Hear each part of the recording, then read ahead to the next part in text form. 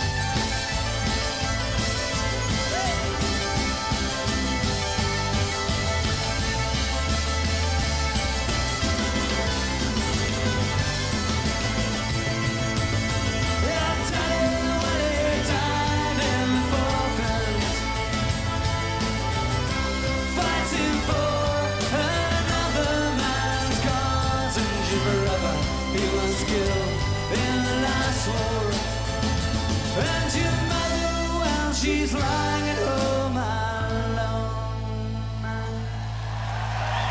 Thank you.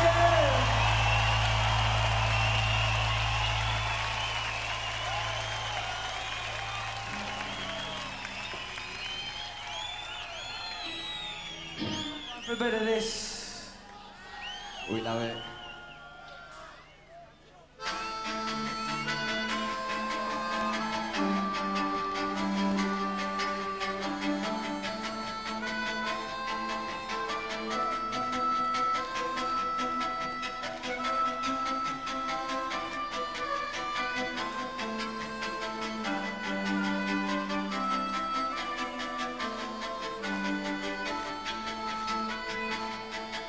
When Johnny comes marching home again, hurrah, ta-la, be coming by bus or underground, hurrah, ta-la, the world that thou will shed a tear to see his face, so beat him in fit, it's just around the corner in the English Civil War, still at the stage of clubs and beats, hurrah.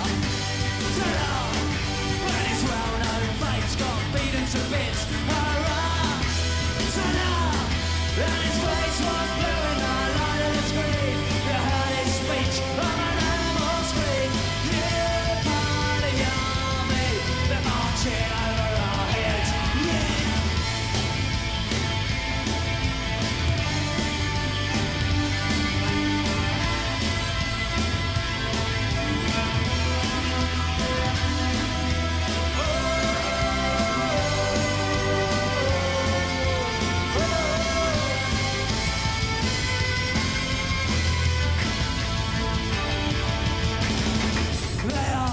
I told you so, hurrah! Ta-da! Says everybody that you know, hurrah! Ta-da! And hear the radio under the stairs, they got call for it, I know it's, yeah, party army, they're marching up the stairs, when Johnny comes marching home again, hurrah! Ta-da! Nobody understands it can happen again. Hurrah! Ta-da! And the sun is shining and the kids are shouting loud. You gotta know they're shining through a crack in the clouds.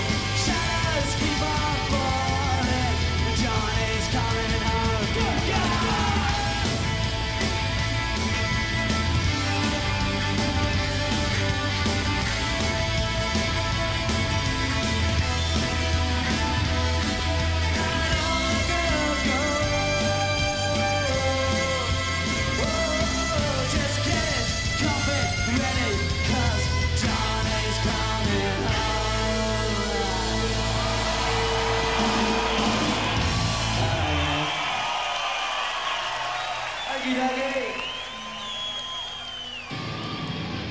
Last one. River flow. Go.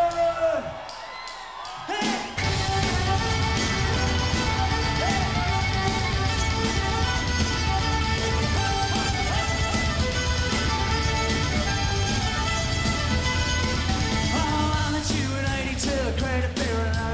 Cracked a can, so did you, we're gonna change the world. Going kings and downs and town and states and parks and higher ground. Do anything that'd be found, but on the river flow. You take a drink from the Reverend Jimmy Jones.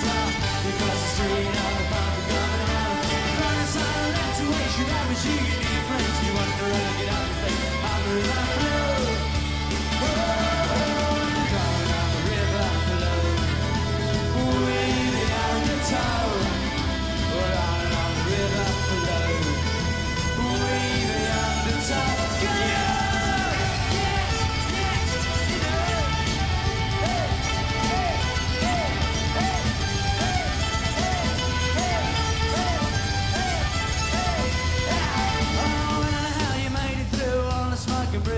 Sure it left us mark and you're still with us today. Well, life goes on around me, going words can kill the things I know. Often it can't be deeply so, but on the river flows.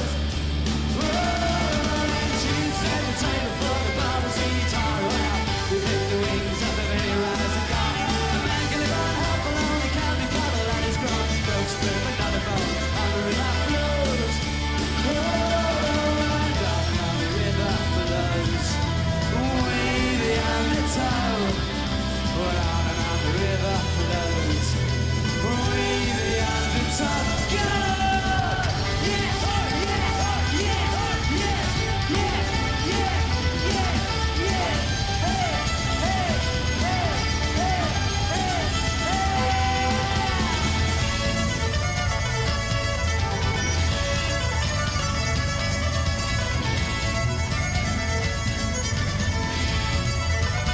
Let's go!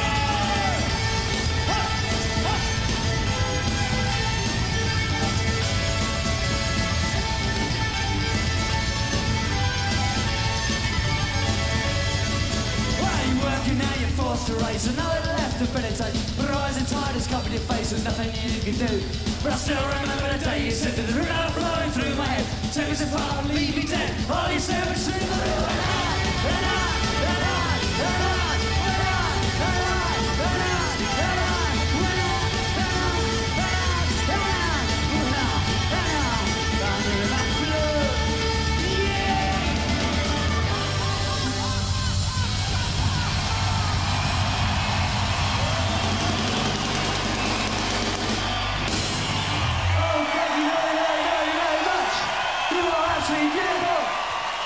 Gorgeous.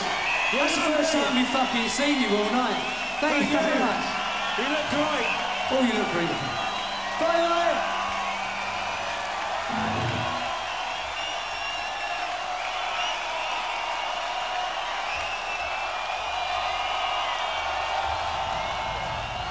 Action. Same again. Do it again. Right. We're on it. The Pretenders live from the NME stage a little bit earlier on. And still to come, we've got live music from L7, the Beastie Boys, the Boo Radleys, loads of top tackle. Joining us now live for Channel 4 at Glastonbury with his own particular view of the festivities is Keith Allen. All right, Keith? Very, very well, thank you very much. Hello, good evening and welcome to what is probably the best, the brightest, the most outrageous, the weirdest, the most spiritual, the best organised and probably the safest party you could ever come to. And it takes place here on what is essentially the spiritual home of the That's St. Etienne from earlier on the main stage. With us backstage here at our bus is Mark and Jeremy from the Levellers. How you doing? All right. Not bad, thank you. Earned the drink tonight? Oh, no. Yeah. Do you find it a problem going on so late? I found it a problem staying sober all day, yeah. Yeah, it is difficult. But we've got 2 more days to go in which to do what we want, so that's all right. Do you enjoy it out there tonight? Great, great. Top. Best. Brilliant. You made a lot of reference and you've been campaigning hard against the criminal justice bill. Yeah. How has this managed to sneak through, you know, without people realising what's going on? It's managed to sneak through for the apathy of the great British public and the fact that it hasn't been reported by the great British media.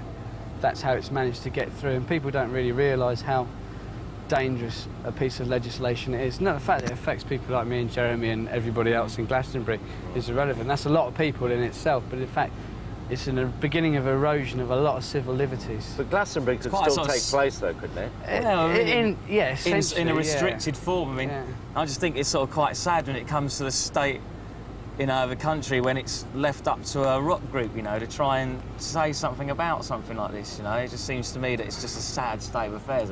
Glastonbury would happen because it's got money and backing like Channel 4 and stuff like that, but a lot of other festivals wouldn't happen, a lot of them won't happen this year. I mean, what about life for you? I mean, you live pretty much on the road. Well, if you take, for example, like we wouldn't be doing now what we are doing if that legislation, the legislation in the Criminal Justice Bill, had been in effect 10 years ago. Me and Jeremy would either be inside or chartered accountants. We would never have no fucking can't imagine that, Mark. We never got the band together, you know, because we met on the road and did our first gigs, you know, in squats and traveller sites, stuff like that, which has both been made illegal, you know. And, you know. But I mean, do you feel that you're sort of pressured into speaking out on behalf No, of... we're not pressured into doing it. So we're doing it because we feel it. It is important. And you know, like Jeremy says, it is a disgrace that it's left to people like us. I mean, like, we're quite willing to do it, but really we shouldn't have to do it. We don't really want to do it. We hate sticking our necks out like this. We hate it. You know, I mean, do you get any hassle because you're so vocal about it? No, because we're not that vocal. Because we're quite illiterate. Really. Your phone's not being tapped yet, then. I'm sure it is. We're very proud of a few things we've done. Like big poster opposite the new MI6 building saying your freedom is at risk. A big like billboard poster opposite the MI6. So yeah, they probably have tapped our phones and all that. Do you think the police really want these new powers? No, they don't want it any more than anybody wants it. It's a piece of legislation. It's too difficult for them to that's... enforce that, and it's going to cost them shitloads of money. And it's, I mean, probably some of them want it, you know, the real, you know, fascist ones. But I mean, your average copper, I wouldn't have thought. I would have thought it's just going to make him an enemy of his public. You know what I mean? Yeah, generally, it's taken them so long to recover their like standing in the public eye since that they were used as a tool against the minors. To be used as a tool against like the majority of young people in this country is not going to be good for them. They know that. They're not stupid. Well, some of them are, but most of them aren't. You know. Isn't it a bit too late though? It's going to go through. Legislation, yeah, it probably is through. Yeah. But like this country is so apathetic. It's easier to fight a law once it is a law, and that's when really when you start getting hardcore against. So you can say, look, it has happened now, you stupid sods. It has happened. Now you're going to have to fight it. You can't say to people, this is probably going to happen. People go, oh, well. Yeah. They go, oh, it might happen to him next door, you know, the scruffy git next door, you know, but I'll be all right. So when will people wake up and realise, hey, wait a minute, we've lost some freedom here? They know somebody that's been arrested and spending 3 months inside for doing nothing other than attending a party, or nothing other than, like, hunt saboteuring, or nothing other than chaining themselves to a bulldozer. When they know someone who's been sent down for 3 months, that's when they'll know, fuck, it's too late. They might want to have like a wedding reception or a dinner or something out in a field and they'll get nicked for it, you know what I mean? Supposing Tony Blair comes along and said, hey, you know, do a gig and help Labour get elected because we'll repeal the criminal justice. Bollocks, Tony, you should have done it ages ago. You should have stood up and said, in the House of Commons, this is a disgrace. They can't be seen to do it because it is a law and order bill. The fact that there's nothing to do with law and order contained within the bill is irrelevant. They can't stand up and say no, and they haven't stood up. Therefore, they are soft as shite. And I'm not interested. At the end of the day, all politicians are as bad as each other. At the end of the day, I mean, I wouldn't put my trust in any of them. So you're going to carry on and keep making a nuisance of yourself, basically. Hopefully, yeah. I mean, like, I'm quite prepared myself to really go to town on this, really. Not for any other reason than that if I don't play a part in getting rid of this legislation, then I don't feel I could honestly live in this country as a place that I believe that it is. Well, anyway, the music was brilliant tonight. We're going to see some more on Saturday. We'd much rather just play the music, you know what I mean? Yeah. But this is just such a shit thing that we've been forced into this position because nobody else has done it, and now we've said something. We've become criminal justice. You know, balls. now the ball is rolling. Hopefully, we can take a bit more of a back seat and let the politicians and the people who should be doing it do it. You know, and we can just go back to making, you know, rock records and having a good laugh. You know what I mean? Which we'd much rather be doing. Thanks for your time. Thank you. Cheers. Stay tuned on Channel 4. Coming up, we have the Beastie Boys. We've got Rage Against the Machine, and we've also got the Spin Doctors too. All coming up right after this.